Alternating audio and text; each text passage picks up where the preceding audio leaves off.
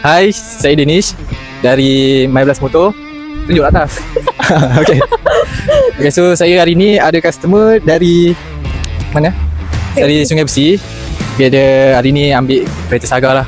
Alright, so nama dia ada sedikit masalah. Ada masalah lah. So dia pernah cuba apply banyak kali kat tempat lain, tapi kita tolong dia. Okay, jom kita interview dia. Okay, Abang boleh perkenalkan diri dan dari mana? Hai, saya Muhammad Syahrizal, saya daripada Taman Sungai Besi KL. Okay, abang jumpa My Blast Motor ni dekat mana? Saya dapat My Blast Motor ni daripada Facebook lah. Saya sajalah apply sebab sebelum ni saya pernah apply banyak tempat, nama ada masalah, reject. So saya jumpa dengan Cik Danish ni. Cik Danish tolong saya, walaupun ambil masa sikit tapi Alhamdulillah ini dah result dia. Alright. Okay, so kalau ada family yang nak jadi kereta lah ataupun kawan-kawan, boleh recommend kat dia orang tu?